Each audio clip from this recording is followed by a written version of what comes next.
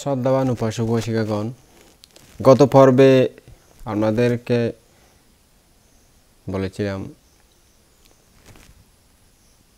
যে কায়নোপাসনা, বেদানুপাসনা, চিত্তানুপাসনা, ধাম্মানুপাসনা এই বিষয়গুলি নিয়ে আলোচনা করেছিলাম। অর্থাৎ যার যেটা চরিত্রের সাথে মিলে সেটা নিয়ে ভাবনা করবেন, কিন্তু উদয় বিলয় না দেখা পর্যন্ত করবেন। উদয় বিলয় না দেখলে কোনোদিন বিদর্শন হবে না, এটা অনর্থক বসে থাকা হবে। তো কীভাবে করবেন, কীভাবে ধরবেন, আজকে সেগুলো নিয়ে আলোচনা করতেছি। লৌকিক পঞ্চাঙ্গ মার্গ বুঝে নেবেন ভালো করে। লৌকিক পঞ্চাঙ্গ মার্গ হলো সম্যক ব্যায়াম, সম্যক স্মৃতি, সম্যক সমাধি আর সম্যক দৃষ্টি, সম্যক সংকল্প। এই পাঁচটা হলো লৌকিক পঞ্চাঙ্গ মার্গ। এগুলোকে লৌকিক পঞ্চাঙ্গ মার্গ বলে। যখন ওই আর তিনটা ভাবিত হয় তখন লোকোত্তর অষ্টাঙ্গিক মার্গ ভাবিত হয় আর কি। এমনি ওগুলোর সাথে থাকে, কিন্তু লৌকিক পঞ্চাঙ্গ মার্গ দিয়েই উদয় বিলয়টা দেখতে হয়। এই লৌকিক পঞ্চাঙ্গ মার্গ দিয়ে পঞ্চস্কন্ধের উদয় বিলয়কে সবসময় দেখতে হবে। পঞ্চস্কন্ধের গতি এত দ্রুত যে তাকে অনিত্যতা জ্ঞানে ধরা খুবই দুরূহ। রূপস্কন্ধ নাকি এক হাতের তালিতে ৫,০০০ কোটি বার উদয় বিলয় হয়ে যায়। চিন্তা করে দেখুন কেমন কঠিন।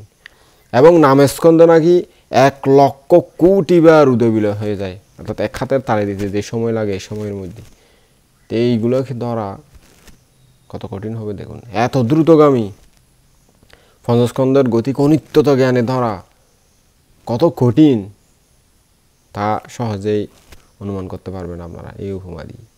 তবু অনবরত চেষ্টার ফলে ধরতে পারা যাবে। তবে একবারে সবটাকে ধরতে পারা যাবে না। যত ধরতে পারা যায় ততই মহালাভ। কারণ একটা উদয় বিলয়কে দেখতে পেলে সেটার গতি ঘুরে যাবে। অর্থাৎ বেদনা পাচ্চায়া তানহা না হয়ে বেদনা নিরোধা তানহা নিরোধা হয়ে যাবে। স্কন্ধের উদয় বিলয়কে জানলে তৃষ্ণা উৎপন্ন না হয়ে মার্গ জ্ঞান উৎপন্ন হবে। মার্গের পর ফল আসবে। ফলটা হলো শান্তি। এই শান্তি লাভ করার প্রয়োজনেই আমাদের বিদর্শন ভাবনা করতে হয়। এই শান্তি লাভ হয়ে গেলে আমরা আমাদের দেহ মনের সমস্ত ক্লেশ যন্ত্রণা থেকে মুক্ত হয়ে যাব। তবে এই শান্তির অধিকারী হওয়া এত সহজ ব্যাপার নয়, খুবই দুরূহ কাজ। দেহ মনের সমস্ত শক্তি ও জ্ঞান দিয়ে চেষ্টা করতে হবে। দুই বাঁশের বিরামহীন ঘর্ষণে যেমন আগুন উৎপন্ন হয়, তেমনি আমাদেরকে অনবরত অবিচ্ছিন্নভাবে ভাবনা করতে হবে। তাহলে নিশ্চয়ই পারা যাবে। কারণ ভগবান বুদ্ধ বলেছেন, ছন্দাবাত কিং নামা কাম্মাং না সিজ্জাতি। অর্থাৎ ছন্দ বা ইচ্ছা প্রবল থাকলে এমন কোনো কর্ম নাই যা জগতে সিদ্ধি হয় না। বীর্যাবাত কিং নামা কাম্মাং না সিজ্জাতি। অর্থাৎ বীর্য বা প্রচেষ্টা, অদম্য ইচ্ছা যদি প্রবল থাকে, এমন কি কাজ আছে যা সিদ্ধ হবে না জগতে। চিত্তাবাত কিং নামা কাম্মাং না সিজ্জাতি। চিত্ত বা মন যদি প্রবল থাকে, তাহলে এমন কি কাজ আছে যা সিদ্ধ হবে না, অর্থাৎ সব সিদ্ধ হবে। পাইয়াবাত কিং নামা কাম্মাং না সিজ্জাতি। প্রজ্ঞা যদি প্রবল হয়, তাহলে এমন কি কাজ আছে জগতে যা সিদ্ধি করতে পারবে না, অর্থাৎ সবটাই সিদ্ধ হবে এই গুণগুলো থাকলে। সাধনাকারী ব্যক্তিগণ শান্তি বা ফল আকাঙ্ক্ষায় অধীর হয়ে লাভ নাই। সময় অনুযায়ী সব কিছু হয়ে যাবে। যেমন বৃক্ষ মালিক যদি যথা নিয়মে বৃক্ষের পরিচর্যা করে যান, তাহলে ঠিক সময়ে ফল অবশ্যই ধরবে। ঠিক সেরূপ সাধক সাধিকাকেও যথা নিয়মে কাজ অর্থাৎ ধ্যান করে যেতে হবে। কাজ করলে ফল অবশ্যম্ভাবী। তাই বলা হয়েছে কীর্ত তিন প্রকার কীর্ত কথা বলা হয়েছে। এক হলো গুরুর কীর্ত,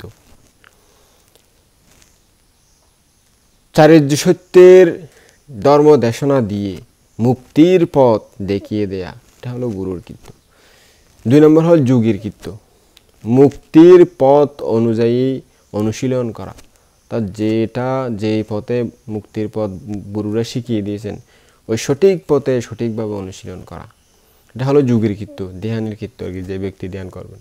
3 নম্বর হলো ধর্মকৃত্য, মুক্তির পথ অনুশীলনে কলুষ মুক্ত হবে, তা সেটা ধর্মের কাজ ধর্মে করবে। আপনি অনুশীলন করতে থাকলে ধর্মের কাজ ধর্মে আপনার আস্তে আস্তে তৃষ্ণা ক্ষয় হয়ে যাবে, মুক্ত হয়ে যাবেন।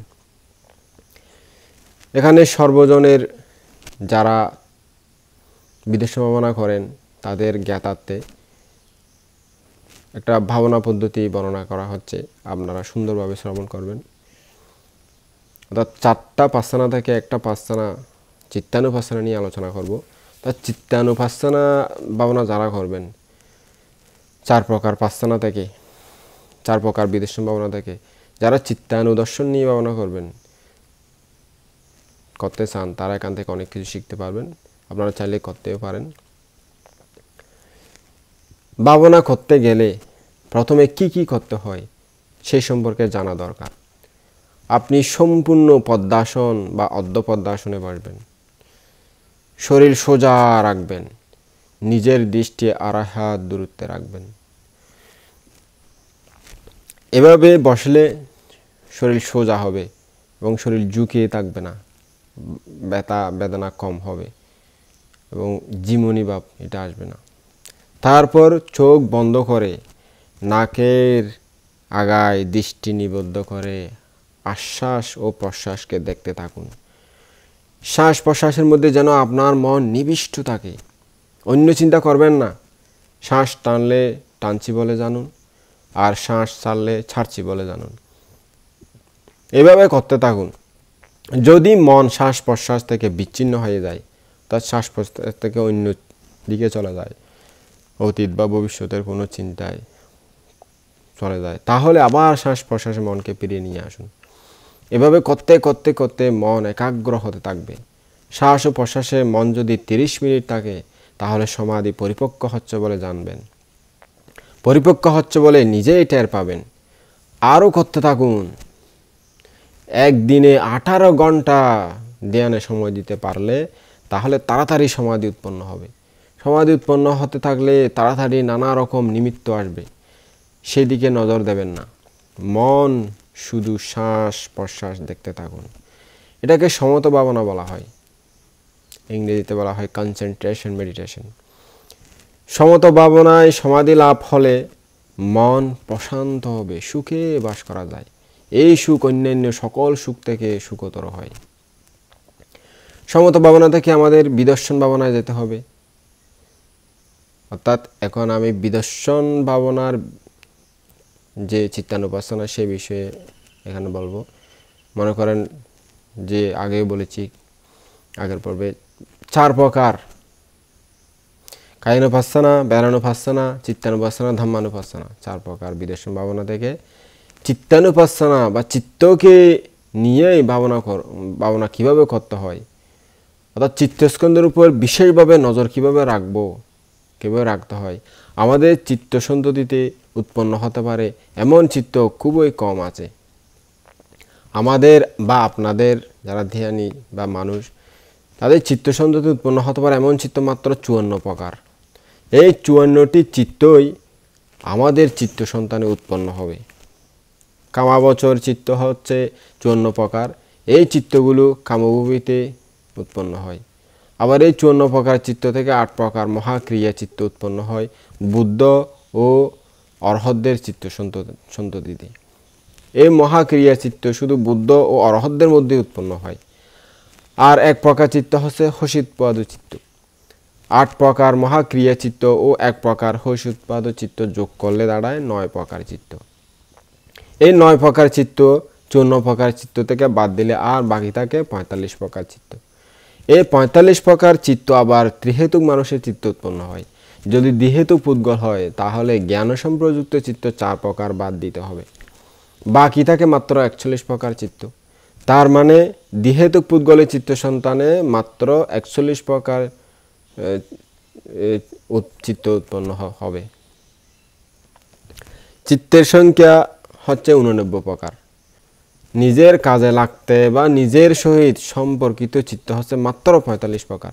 এই ৪৫ প্রকার চিত্ত কিন্তু একত্রে জমা হয়ে একসঙ্গে সবগুলো উৎপন্ন হবে না। ৪৫ প্রকার চিত্ত থেকে একটা একটা করে উৎপন্ন হবে। কখনো দুইটা চিত্ত একসাথে উৎপন্ন হবে না বা হতে পারে না, এটাই চিত্তের নিয়ম। যখন এই চিত্ত নিজের চিত্ত সন্তানে উৎপন্ন হবে তখন তাকে স্মৃতি সম্পযুক্ত জ্ঞানে দর্শনটাকে বলা হয় চিত্তানুপাসনা বা চিত্তানুদর্শন। অর্থাৎ ওই যে পালি ভাষায় চাটিপাট্টান সূত্রে বলা হয়েছে পাজানাতি, প্রকৃষ্ট রূপে জানা। চিত্তানুদর্শনের কয়েকটা কথা আলোচনা করি। সেগুলো হলো এরকম, মনে করেন যদিও চিত্তানুপাসনায় চিত্তকে ভাবনা করো বলা হয়েছে, তথাপি আপনারা চিত্তকে দেখতে পাবেন না কোনোদিনও।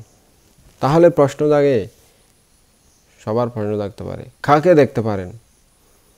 অর্থাৎ কী দেখবেন, কাকে দেখবেন, কী দেখতে পাবেন? এর উত্তর হবে চিত্তকে দেখতে না পেলেও তার উৎপত্তি ও বিনাশকে দেখতে পাওয়া যাবে। চিত্তের বিনাশটাকে দেখার জন্য যে ভাবনা করা হয় তাকে চিত্তানুপাসনা বা চিত্তানুদর্শন ভাবনা বলে। চিত্তানুদর্শন বলাতে অনেকে চিত্তকে দেখার জন্য চেষ্টা করতে পারেন। তা যদি করেন তাহলে আপনাদের চিত্তানুদর্শন হবে না, কারণ আপনারা চিত্তকে কোনো দিনও দেখতে পাবেন না। কাজে আমাদের চেষ্টা করতে হবে যে তার উৎপত্তি ও বিনাশকে দেখার জন্য, কারণ তা জ্ঞানের দ্বারা দর্শন করা যায়। সাধকদের চিত্ত সন্ততিতে উৎপন্ন হতে পারে এমন চিত্ত ৪৫ প্রকার আছে, তা আগেও বলা হয়েছে।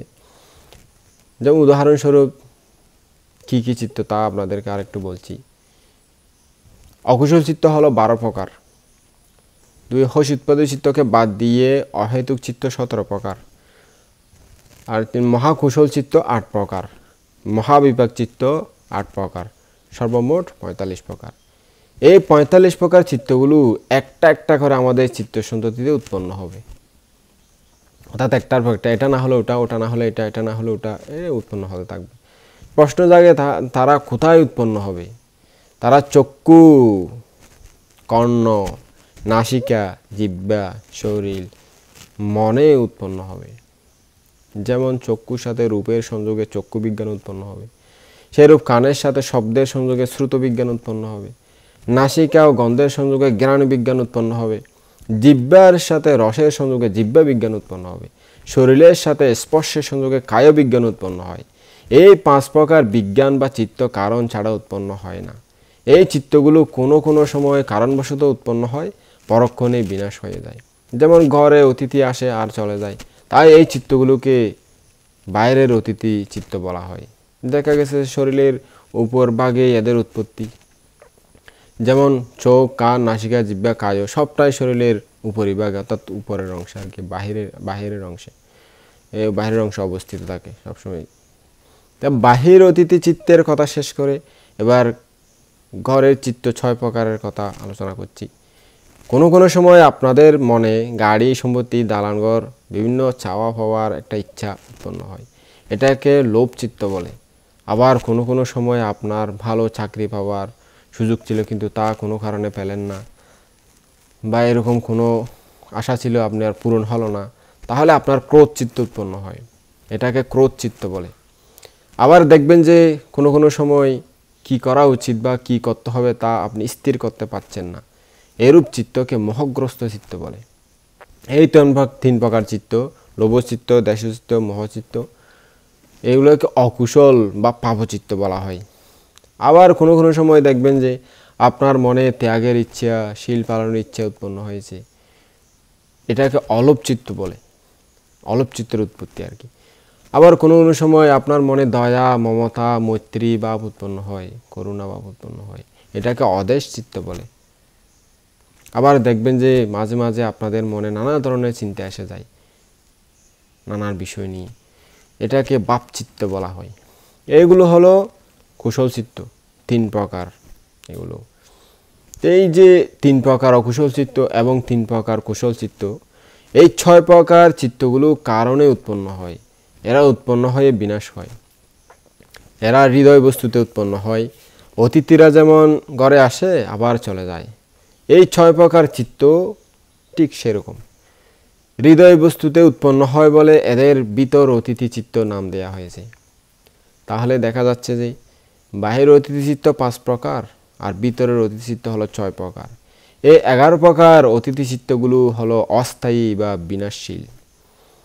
দরকার হলে যেমন লোকেরা অফিসে যায় তেমনি এই চিত্তগুলো দরকার হলে অর্থাৎ কারণবশত উৎপন্ন হয় আবার বিনাশ হয়ে যায়।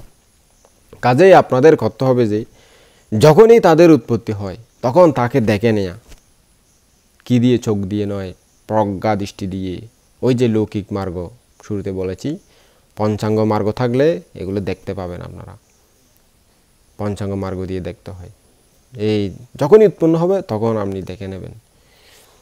চোখ দিয়ে দেখতে পাবেন না, মনে রাখবেন, প্রজ্ঞা দিয়ে দেখতে হবে। মনে করুন 11 জন অতিথি বা 11 প্রকার চিত্ত, অতিথি চিত্তগুলো কেউ উৎপন্ন হলো না, তখন আপনি কি করবেন? আপনাদের কোনো চিন্তা নেই, আমি বলে দিচ্ছি কি করবেন, কি করতে হবে। আপনারা প্রত্যেকে জানেন যে ঘর সংসার হয় স্বামী আর স্ত্রীকে নিয়ে। ঘরে গৃহপতি বা গৃহিণীকে থাকতে হয় ঘর সংসার সামলানোর জন্য। একজন না একজন ঘরে থাকতেই হবে, তা না হলে ঘর সংসার ছারকার হয়ে যাবে। সেরূপ আমাদের শরীররূপী ঘর সংসারকে বাঁচিয়ে রাখে আমাদের আশ্বাস ও প্রশ্বাস চিত্ত। এই দুইটা চিত্তই আমাদের শরীররূপী ঘর সংসারকে বাঁচিয়ে রাখে। এটাকে আশ্বাস চিত্ত প্রশ্বাস চিত্ত বলা হয়। এই 2 প্রকার চিত্তকে গৃহস্থ চিত্ত বলা হয়, উপমা স্বরূপ। এরা প্রাণীদের জীবন বায়ুকে রক্ষা করে যাতে প্রাণীরা না মরে। বায়ুকে ভেতরে টেনে আনা চিত্ত এবং বায়ুকে বের করে দেওয়া এমন এক প্রকার চিত্ত। একটা না একটা শরীরে থাকবেই থাকবে। এই আশ্বাস চিত্ত ও প্রশ্বাস চিত্ত হলো শরীর মালিক। তাহলে বোঝা যাচ্ছে যে আমাদের বিদর্শন ভাবনা করার জন্য চিত্তগুলো হলো বাহির অতিথি চিত্ত 5 প্রকার, ভিতর অতিথি চিত্ত 6 প্রকার, গৃহস্থ চিত্ত 2 প্রকার। সর্বমোট 13 প্রকার চিত্তই আমাদের বিদর্শন ভাবনার বিষয় বা আলম্বন। যেমন আমরা আমাদের ঘরে অতিথি এলে তাকে প্রথমে সেবা করি, সেরূপ কোনো অতিথি চিত্ত উৎপন্ন হলে তাকেই আমাদের প্রথমে ভাবনা করতে হবে। মনে করুন 11 প্রকার অতিথি চিত্তের মধ্যে কোনো একটাও উৎপন্ন হলো না, তখন আশ্বাস প্রশ্বাস চিত্তকে নিয়ে ভাবনা করবেন। তা যে শ্বাস টানছি ছাড়ছি প্রতিনিয়ত এটা তো আছেই, তো এটা নিয়ে কিছু না থাকলে, খুঁজে না পেলে, কিছু চিত্তর কোথায় আছে খুঁজে না পেলে এইটা নিয়ে ভাবনা করবেন, কোনো কিছু উৎপন্ন না হলে। চিত্তকে ভাবনা করো বললেও চিত্তকে দেখতে হবে তা নয়, দেখাও যাবে না, কিন্তু তার উৎপত্তি ও বিনাশকে দেখতে পাবেন। এই ভাবনার বিষয় 13 প্রকার চিত্তগুলো সবটাই আবার নামধর্মী। এই 13 প্রকার নামধর্মী চিত্তসমূহ কোথায় উৎপন্ন হয়? উপাসক উপাসিকা, কোথায় উৎপন্ন হয়? এরূপ কেউ যদি আপনাদেরকে প্রশ্ন করলে বলবেন যে রূপস্কন্ধে, তার মানে চিত্ত হচ্ছে নামধর্মী এবং রূপ হচ্ছে আলম্বন বা বিষয়, অর্থাৎ নাম রূপ। নাম রূপ মানে পঞ্চস্কন্ধ। পঞ্চস্কন্ধ হচ্ছে দুঃখ সত্য, ওই যে চারির যে সত্যের একটা দুঃখ সত্য, যেটাকে না বুঝলে আপনি দুঃখ থেকে মুক্ত হওয়ার চেষ্টা করবেন না, আগে দুঃখ সত্যকে বুঝতে হবে। এই চক্ষু ও রূপের, চক্ষু ও বস্তুর রূপ, চোখের ভিতর যে দর্পণের মতো আছে তার উপর যখন যে কোনো বস্তুর প্রতিবিম্ব পড়ে তখন চক্ষু বিজ্ঞান উৎপন্ন হয়। যখন চক্ষু বিজ্ঞান উৎপন্ন হয় তখনই সেই বস্তুকে আমরা দেখতে পাই। চক্ষু বিজ্ঞান ছাড়া আমরা দেখতে পাই না। সেই চক্ষু বিজ্ঞানকে চিত্ত বলা হয়েছে, অর্থাৎ নামধর্মী। এটাই দুঃখ সত্য বা নামস্কন্ধ। এর মতো অন্যান্য চিত্তগুলো রূপের উপর উৎপন্ন হবে, অর্থাৎ রূপস্কন্ধের উপর নামস্কন্ধের বা চিত্তের নির্ভর করতে হয়। এর অর্থ হলো যে যখন উৎপন্ন হয় তখন নামস্কন্ধ ও রূপস্কন্ধ দুটাই উৎপন্ন হয়। শ্রুত বিজ্ঞান, ঘ্রাণ বিজ্ঞান, জিহ্বা বিজ্ঞান ও কায় বিজ্ঞান, সমস্ত বিজ্ঞানও এই রূপস্কন্ধের উপর নির্ভর করে উৎপন্ন হয়। আমি এখানে যে চিত্তানুদর্শনের সম্পর্কে আলোচনা করলাম যাতে আপনারা বুঝতে পারেন, যাতে কেউ ধ্যান করতে চাইলে সামান্য সামান্য ঘরে বসে করতে পারেন। আশা করি কিছুটা বুঝতে পেরেছেন।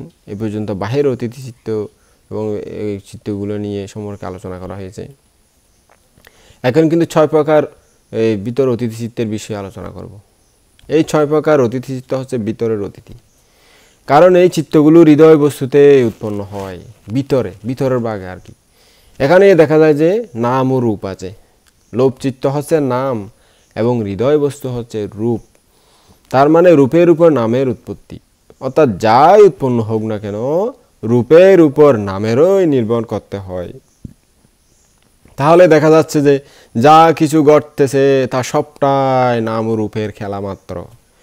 তার মানে দর্শন বিজ্ঞান, শ্রবণ বিজ্ঞান, ঘ্রাণ বিজ্ঞান, জিহ্বা বিজ্ঞান, কায় বিজ্ঞান, মনোবিজ্ঞান সমস্ত কিছুই নাম রূপের কেরামতি। নাম ও রূপের সংযোগে বিজ্ঞান উৎপন্ন হয়। এটাকে জানতে পারলে আপনাদের নামরূপ পরিচ্ছেদের জ্ঞান হয়ে গেল। কার্য কারণে যে নামরূপ উৎপন্ন হয় সেটা জানতে পারলে আপনাদের নামরূপ পরিচ্ছেদ জ্ঞান হয়ে গেল। তাহলে চলুন এবার নাম রূপ পরিচ্ছেদের অর্থ জানার পর কারণ ও ফলের বিষয়ে একটু আলোচনা করি। আপনারা দেখেছেন যে চক্ষু বিজ্ঞানটা চক্ষু প্রসাদ রূপ ও বস্তুর সহিত সংযোগে উৎপন্ন হয়। তার মানে চক্ষু প্রসাদ রূপটা হচ্ছে কারণ এবং চক্ষু বিজ্ঞানটা হচ্ছে ফল। তার দুটা থাকে ওখানে, চক্ষু এবং চক্ষু প্রসাদ। আবার কর্ণ প্রসাদ রূপটা হচ্ছে কারণ এবং শ্রুত বিজ্ঞানটা হচ্ছে ফল। আবার নাসিকা প্রসাদ রূপটা হচ্ছে কারণ এবং ঘ্রাণ বিজ্ঞানটা হচ্ছে ফল। আবার দেখুন জিহ্বার প্রসাদ রূপটা হচ্ছে কারণ এবং জিহ্বা বিজ্ঞানটা হচ্ছে ফল। তারপর দেখুন আবার কায় প্রসাদ রূপটা হচ্ছে কারণ এবং কায় বিজ্ঞানটা হচ্ছে ফল। মনোদার হৃদয় বস্তুটা হচ্ছে কারণ এবং মনোবিজ্ঞানটা হচ্ছে ফল। এখানে এটাও বুঝে নেবেন আপনারা, আলম্বন ও চক্ষু দ্বারাদি সংযোগে বিজ্ঞান বা চিত্ত উৎপন্ন হয়। দুটা থাকে আর কি, প্রসাদ রূপ এবং গোচর রূপ, বস্তুরূপ বাইরের। তাহলে কে দেখে? চক্ষু বিজ্ঞান। কে শ্রবণ করে? কর্ণ বিজ্ঞান। কে ঘ্রাণ নেয়? নাসিকা বিজ্ঞান। কে আস্বাদন করে? জিহ্বা বিজ্ঞান। কে স্পর্শ করে? কায় বিজ্ঞান। কে চিন্তা করে? মনোবিজ্ঞান। কোনো আত্মা নয়, কোনো ভগবান নয়, কোনো আমি আমার বলতে এখানে কিছু নয়। আমি দেখছি, আমি খাচ্ছি, আমি শুনছি, এটা লৌকিক ব্যবহার। এখানে আমরা আধ্যাত্মিক বিষয়ে আলোচনা করতেছি।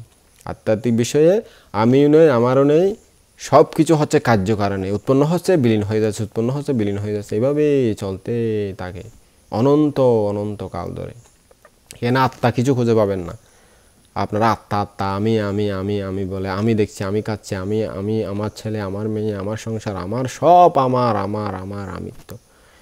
এই কার্যকারণবাদ এগুলো সম্পর্কে জানলে এমনি জ্ঞান উৎপন্ন হয়। লোকোত্তর বিষয়ে কোনো আমি না মান নাই, লৌকিক বিষয়ে আমি আমার।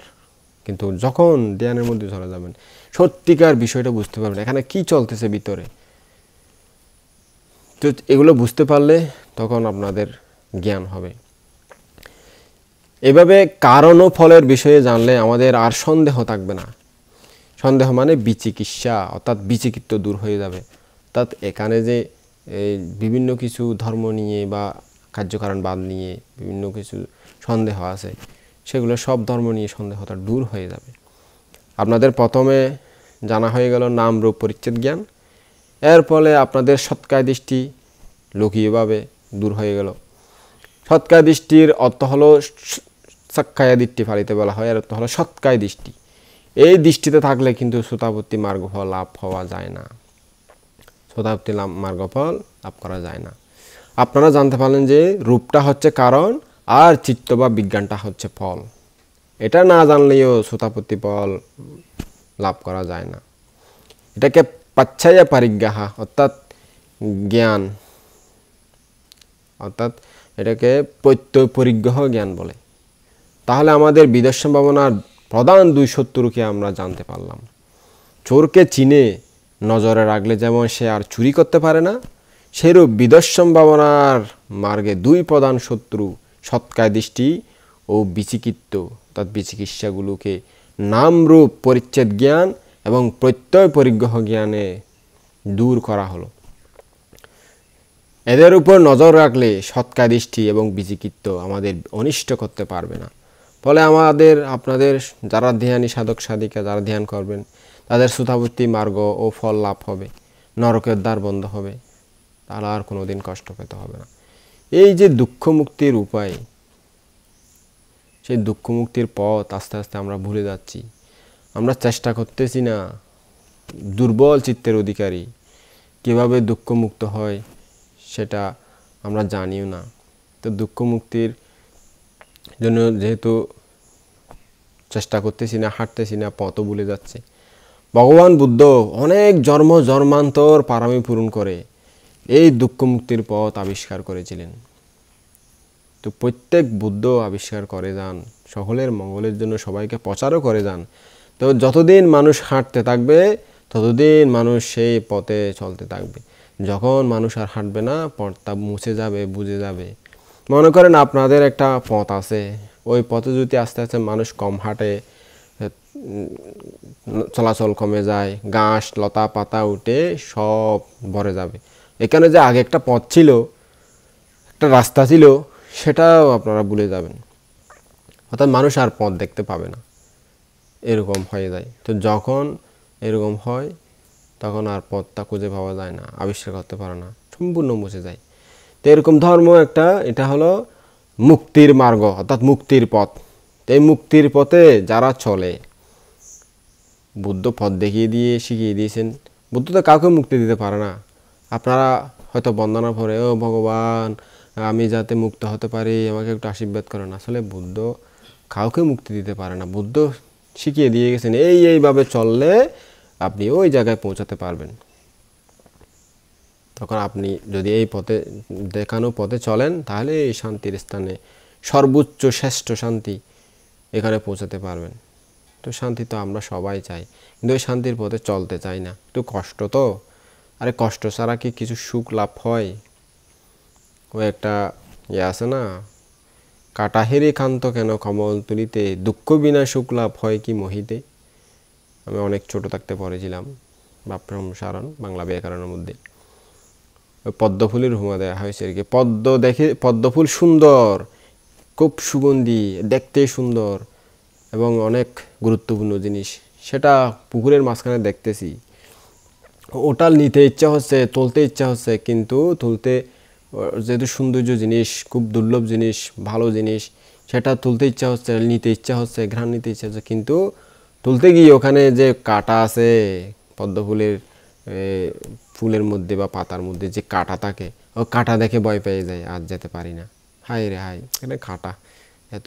তো ওই কাঁটার বয়ে ওই সুন্দর ফুলটা থেকে আমরা বঞ্চিত হই, এটা কবিরা বলছেন আর কি। তো বলছে দুঃখ বিনা সুখ লাভ হয় কি মহিতে।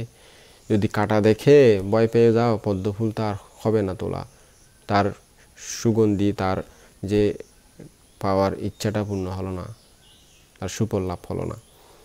যেমন দুঃখ বিনা সব সুখ লাভ হয় কি মহিতে, দুঃখ ছাড়া কি কখনো সুখ লাভ হয় এই পৃথিবীতে, এই জগতে, এটা বলা হয়েছে আর কি। তো এখন আপনি সর্বোচ্চ সুখ পেতে যাবেন কোনো কষ্ট ছাড়া, বিনা কষ্টে, সেটা কি কোনোদিন হয়? দান, শীল, ভাবনা, শীল, সমাধি, প্রজ্ঞা, সবই তো ত্যাগের মহিমা। একটা একটা একটা একটা ত্যাগ করতে করতে করতে করতে, কষ্ট করতে করতে, সামান্য দানও তো করতে কষ্ট। কারণ এক টাকা জমানো, কামানো টাকা, ইনকাম করা টাকা যে আরেকজনকে দিয়ে ফেলবে, সেটাও কষ্ট লাগে। তো সেই কষ্টটা হলো সামান্য, এর চাইতে আর একটু বেশি, এর চাইতে আর একটু বেশি, এরকম করতে করতে করতে যখন সর্ব কষ্ট করে ফেলবেন, তখন বিমুক্তি, সুখ মিলবে। তো সেই সুখের জন্যই আমাদের এত কষ্ট, এত সাধনা করতে তো হবেই সেই সুখের আশায়। ওই দুঃখ কাটা দেখে তাড়িয়ে গেলে হবে না, সেই সুফল লাভ হবে না। তো এইরকম, এই জন্যই ভগবান বুদ্ধ যে পথ দেখিয়ে দিয়েছেন, সেই পথে যতদিন আমরা হাঁটবো ততদিন আমরা সুখের সন্ধানে এগিয়ে যাব। আর পরবর্তী জেনারেশন যারা আসবে, তারাও সেই পথটা যেহেতু মুছে না যাবে, বুঝে না যাবে, ওই পথ দেখতে পাবে, ওই পথে ধরে তারাও এগিয়ে যাবে। যখন হাঁটবে না, মুছে যাবে, আর কেউ পথটা দেখবে না। এভাবে বুদ্ধ শাসন ধ্বংস হয়ে যায় আর কি। বুদ্ধ শাসন তার কোনো সুনামি এসে, কোনো বড় ধরনের ঘূর্ণিঝড় এসে ধ্বংস হয় না। এভাবে বুদ্ধের যে ধর্ম প্রচার করে গিয়েছিলেন, সেই ধর্ম চর্চা না করতে না করতে আস্তে আস্তে মুছে যায়। তো মুছে গেলে আর খুঁজে পাওয়া যায় না। আবার যখন আরেকটা বুদ্ধ আসবে, উনি সাধনা করে, জন্ম জন্মান্তরের পুণ্য ফলে সাধনা করে আবার ওই দুঃখ মুক্তির পথটা খুঁজে বের করবেন তার জ্ঞান দিয়ে, প্রজ্ঞা দিয়ে। তো সেরকম হয়। তো শ্রদ্ধাবান উপাসক উপাসিকা আপনারা এই এই যুগে হলে যতটুকু পারেন চেষ্টা করেন ধর্মপুণ্য করতে। এই জন্মে মুক্তি পেলে চেষ্টা করতে পারেন, আর এই জন্মে না পেলে কী করবেন, আর পারামি সৃষ্টি করেন। তবে ত্যাগ ছাড়া কিছু হবে না, কষ্ট ছাড়া কিছু হবে না, সব কষ্ট। দান করতে কষ্ট, শিল পালন করতে কষ্ট, ভাবনা করতে কষ্ট, তারপরে সমাধি অর্জন করতে কষ্ট, প্রজ্ঞা লাভ করতে কষ্ট। কষ্ট ছাড়া আছে কি আর? তে কষ্ট থেকে মুক্ত হয়ে দুঃখ মুক্তির পথে এগিয়ে যান। আমি সবসময় আপনাদেরকে পুণ্যদান করি যাতে আপনারা জ্ঞান উৎপন্ন করে দুঃখ মুক্তির পথে এগিয়ে গিয়ে নির্বাণ সাক্ষাৎ করতে পারেন। আপনাদের সকলের প্রতি আমার সুদীর্ঘ জীবনের শীল সমাধি প্রজ্ঞা অনুশীলনজাত পুণ্যরাশি দান করতেছি। এই পুণ্যরাশি লাভ করে আপনারা জন্ম জন্মান্তর সুখী হন, দুঃখ মুক্তির পথে আস্তে আস্তে এগিয়ে চলুন। এই আশা রেখে আমার ধর্মদেশনা আজকে এখানেই সমাপ্ত করলাম। জগতের সকল প্রাণী সুখী হোক।